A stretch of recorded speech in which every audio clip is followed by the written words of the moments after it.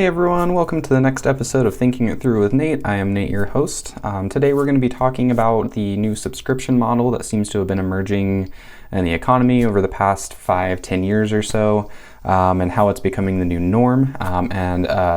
A kind of unique part of the topic that I want to talk about is how the subscription model is the new credit. And so there's a few things that I want to compare it to with credit to try to draw this comparison. And I want to talk about some of the good things about the subscription model and some of the bad things. So let's dive right into it. So the first thing I want to talk about is, just like credit, the subscription model relies on monthly payments. One of the things about credit that I think appeal to a lot of people is that you can buy something that costs a lot of money in small payments that you just pay monthly. So all you have to do is worry about your monthly expenses to make sure you're making it. I personally think that has been disastrous. It's kind of destroyed a lot of the way that money has worked for individuals in America especially. I think that so many people like to live life thinking, if I can just make my monthly payment, it's fine, and I don't have to think about money otherwise. But true financial freedom to me comes from being able to make sure that all of your expenses are going to be paid, forever, not just month to month basis, and making sure that you're making that monthly payment. I think that's what gets people behind. That's what gets people into debt, and that's what gets people into bad credit situations. So the subscription model is kind of similar to that, except it doesn't produce debt, which is awesome, but it also adds on this factor of only considering how much your monthly payment is, not whether or not how much you're going to pay over time is actually worth it for the subscription that you're paying for. So that's the first thing. Now, the next thing that I wanted to mention is that it gives opportunities to access products and services that some people couldn't have otherwise. So that's something that I think is actually good. So I'll give some examples of the good and the bad later on in this video, but just thinking about overall what it can give you access to, being able to just pay on a monthly basis can give you access to products, services, that kind of stuff that you only have to worry about paying month to month, and now you can get access to something that is way nicer for a lot cheaper. So something like Netflix, I think, is actually a great example for this, right? So the fact that we have access to so much content, or Disney Plus or Hulu or any of this, the fact that we have access to so much content, to me is actually a great thing for the price that we're paying for it, because over time, maybe you wouldn't be able to buy all of the movies and all of the shows that you are watching right now full out. But by paying just that small amount each month, you actually have access to a ton of content. And because so many people are doing that, that's what makes it available to everybody is this subscription model. So instead of, a very small portion of the population fronting the entire cost of production and whatnot in a larger amount, and then they have full access to the content, instead we're trading that for us just paying a small amount for that and having access to it for only the amount of time that we're paying that subscription. So if we stop paying the subscription, then we lose access. Obviously, there could be some bad sides to that, right? In the past, maybe you were able to buy a movie and be able to watch it 100 times over for the rest of your life, or as long as that disc or that VHS tape is good. But now it's only as long as you're able to pay that subscription. So it's great for people who expect to be able to continuously pay subscriptions, but for people who maybe are only still thinking on that month-to-month basis, it could be a bad thing, because you actually lose access to the content that previously, if you were able to save up and splurge on a certain amount of content, then you would have that forever. So that's the next thing. And then the next item that I wanted to get to was that it makes you live your budget monthly rather than thinking about long-term goals. So I kind of alluded to this a little bit at the beginning, but I think this is important to think about, because by putting us into a month-to-month mindset, that takes away your ability to look at everything on the long term at the large scale. You're just thinking about how can I make my bill payments and my subscription payments this month? And then you don't think about what your long-term goals are so often. So before credit and before the subscription model, it was, thinking about, okay, I need this much money for the next few years, or for my lifetime, this is how much I need to make. And so I want to increase my salary every so often. And then I'm going to divide that money up between how much food I can buy, and then trying to buy a nicer house or a nicer car and stuff like that. But with this invention of living month to month, it's kind of entrapped us. It's like almost like an imprisonment in the month to month living lifestyle and the month to month mindset that you have to think about. And so that's one of those things that I actually see as one of the bad sides of the subscription model. So the next thing, and so I'm going to try to trade these off, do good and bad. The next thing is it enables people to make it by offering subscriptions to their services rather than a large lump sum. So this is from the business side, not the consumer side, why the subscription model actually can be a good thing, because as I said, it makes it available to a wider portion of the population. So previously, if you had a good idea, but it cost a lot to invest in that idea or like to buy that product or service, then maybe that idea didn't make it into mainstream consciousness because that you just didn't get enough initial people to invest in that product or service that you have. And so it was kind of harder to start businesses that may rely on things like subscription services. But now you can just offer a subscription service to a great idea product that you have, and then it's all just about marketing. And if you can get someone to sign up for the first $10 and then tell their friends about it, and then they're paying that $10 a month, well, then now you have access to a wider portion of the population to advertise to, and then you can actually maybe like be more successful as a company to do something like that. Now, the other thing that I want to compare to is that the next bad thing that I want to talk about is that the subscription model is kind of a little sneaky in the way that it might make you pay more over time for something that you would have paid less for previously. So one of the examples that I want to use, just because this is something that I personally experience, is buying replacement toothbrush heads. So it used to be that I would just like, go to the store, go online and spend $10 on like 5 toothbrush heads. And so that's like maybe $2 a head, or maybe I was even spending like $8 on the pack, so a little bit less than that. That's pretty cheap, and you only have to buy those heads like, once a year, every 6 months, depending on how often you like to replace your toothbrush head. But now there's like subscription models for things like this. So the toothbrush that I got, the only way that you can get heads for it is by the subscription model. So I pay something like, I think it's like $10, probably around $10, for one toothbrush head every 3 months. So over time, I'm actually spending more on that, but it's nice because I don't have to think about it. And when it's only $10 every 3 months, it doesn't seem like that much. But in comparison, you actually are paying more over time, and that company is able to make more off their toothbrush heads that way. And they're guaranteeing themselves a large monthly income for all the people that have ever bought their toothbrush, because they have to buy the heads every 3 months. So that's kind of like a sneaky way that the subscription model can steal money from you. But alternatively, there are some things that actually save you money. So one of the things that I like to point out is I have a subscription to YouTube Music.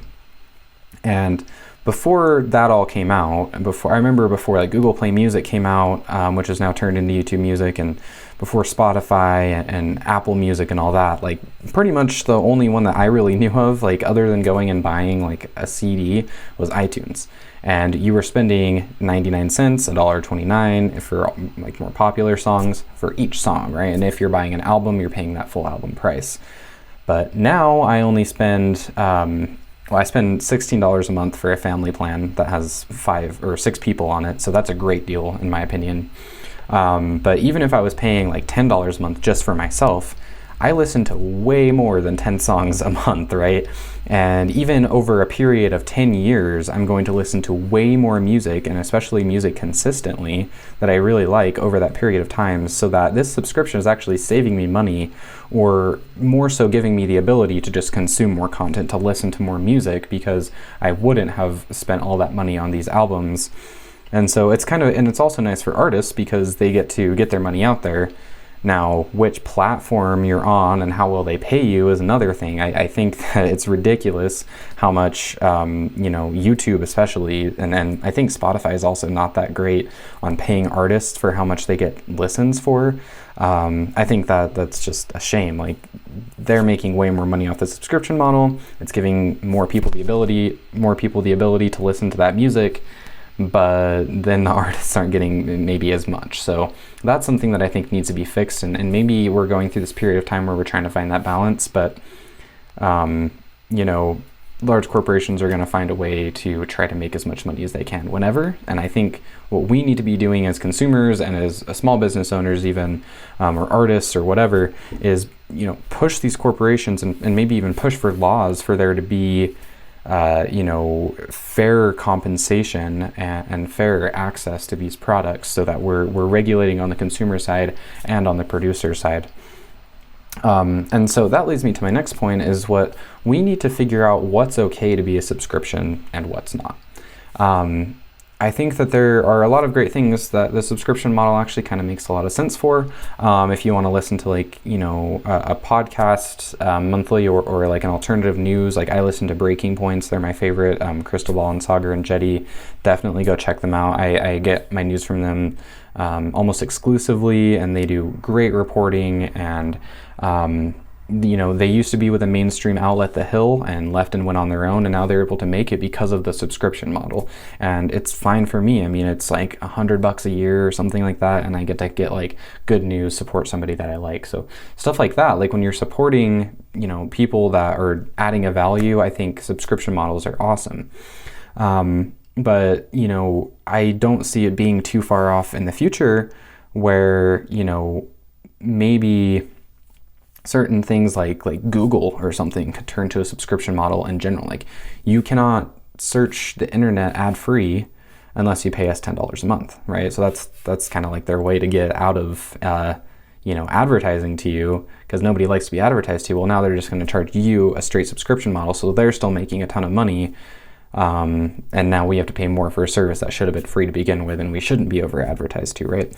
So that's one of the things that I don't think should turn into a subscription model. And I think there's probably lots of other examples. Another one that comes to mind is I was reading an article, or maybe someone was telling me about it, but it's like a vest for motorcycle riders where it's an airbag. So like if they fall or like crash, then it puffs up and gives them protection from the impact and from sliding on the ground and all that kind of stuff, right? But it's a subscription model. So if you fail to pay your subscription and you get in a crash, it doesn't puff up and give you those safety features. That's dystopian as hell to me. Like that makes no sense. That's dangerous, that's scary, just because you failed to pay it, and then now there's like a central controlling location where people can just like turn on and off the safety features in this vest. Like, that's completely absurd to me. There was another one where it's like a car company recently was trying to start a subscription model for remote start. Like, come on, like, you're buying a car that has the technology in it. You should own that. You should own that shit. Like, that makes no sense to me that you you just have to pay a subscription for that. So corporations are kind of trying to get in the way with subscription models in stupid places. And I think we need to be like adamant about making sure they don't do that. And this brings me to my next point, is like, watch out for previously free things turning to subscription models to take advantage of you for this exact reason. So that kind of fits into the last point, but I just wanted to put that in words. Like, watch out for it, protest against it. It's not okay. We shouldn't accept this as a new model of the economy for things that should have been free to begin with, or shouldn't have been an extra cost. It's completely absurd, and I'm not okay with, getting nickel and dime to death by the subscription model in stupid places like that. Now, the subscription model actually could solve ad problems. I know I mentioned like Google. I think that's one that definitely shouldn't go there. Like, I'd rather have ads on my Google searches than have to pay a subscription model. I think there should be less ads. You shouldn't have to scroll like 2 pages worth before you get past the ads. But, there's browsers and ad blockers that you can get that actually just remove those, and I would highly suggest that. I use Brave. It's good. It has its gives and takes with Chrome. A little bit more lightweight on my PC, but better privacy, and it blocks ads natively, including ads on the search browser. I believe. I can't remember if that's just mobile or desktop, but either way. Now, the next one though is like Facebook. Like, I think Facebook is a really good example of something that a lot of people actually wouldn't mind paying $5-10 a month to just get rid of ads, because Facebook ads suck, and maybe that would be like across platforms, so you could pay $10 to get no ads on Facebook and Instagram or something like that. YouTube already does this with YouTube Red, and you get YouTube Music and no ads or they call it YouTube Premium now, right? So if Facebook did that, it could actually solve like the over advertising problem. And I think what they should include though is also like no algorithms and no engagement model. If you pay for it, like just get rid of that, because that's killing us. And a good documentary I would suggest is The Social Dilemma. Check that out, because it exposes how companies like Facebook do this, and it's horrifying how they manipulate us and try to get us more engaged on their platform, and try to study our individual personalities and understand us just to advertise to us better. So I would propose that like all of that goes away if you get a subscription model. So I think that's a good idea, but there's this new idea coming out that it seems to be kind of like only in niche circles right now, but it's definitely going to blow up, called Web3. And essentially Web3 incorporates like, virtual reality, the metaverse, and hopefully, Zuckerberg doesn't end up owning that, but the metaverse, cryptocurrency, NFTs, like all that kind of stuff is kind of encapsulated in this Web3 umbrella. And basically the way that Web3 would work, and the reason they call it Web3 is because it would be like a third iteration of the internet.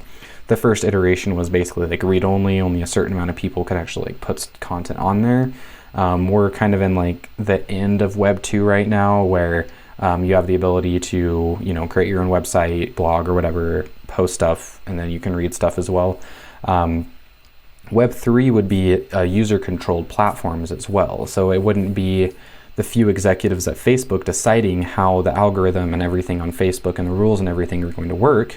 It would be like user-controlled. So there would be like a vote between everybody who owns like Facebook coin, and maybe there'd be like 1 million Facebook coins, or maybe every user gets a vote on the platform and decides the rules and decides what the algorithm would do, or whether or not to have one at all. And I would say we shouldn't. I think algorithms are terrible for us, and we learn how to manipulate them anyway. So what are they really doing? And now they're just using them to their advantage to get us more engaged and to make more money off of advertising. That's all algorithms do. It's just terrible for the average person. So I think before we start thinking about subscription models for things like Facebook, even though it could be better, we should look for the next solution, which is going to be Web3, where we can get rid of all these problems without having to pay money, and we're not constantly advertised to without having to pay. We don't have to pay $10 a month or something like that. So those are kind of my thoughts on the subscription model. I thought this was kind of an interesting concept. The fact that it kind of is like the new credit.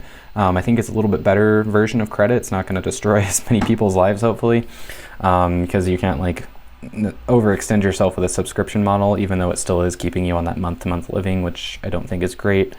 But it's better. It's better than credit. And I for one love having the subscriptions for my music and for that like the news that I listen to, Breaking Points, and stuff like that, or even like Netflix and stuff like that. I think that's places where the subscription model actually does make a lot of sense. And I think I'd personally prefer it. My biggest gripe with it is that you don't get to keep the content. Like, even if you've had that subscription for like 5 years, right? What is that, like, $6,000 that you paid over like 5 years. And then if you stop your subscription, all of that content's gone. You can't use it at all. You can't access any of it. Like, I don't know what the in-between would be. Maybe leave a comment below on what you think like a good fix for that solution is. Like, that's to me the biggest problem, like from a top-down view of like how the subscription model works. But overall I think there's good and bad with it. But yeah, I just kind of wanted to give a breakdown of my thoughts on this kind of like shift in the way that our economy has been functioning, and is going to continue to do so. Thanks for watching, everyone. As always, my Patreon link is down in the description. If you can afford $5-10 a month to kind of help me support doing this is something that I want to do part-time, and something that I've wanted to do for a long time. So I would really appreciate your support on that. You can always access the audio-only version, or if you're on the audio-only version, you can access the YouTube link down in the subscription if you want to check out the video version. But other than that, thanks so much for watching, and have a great one, guys.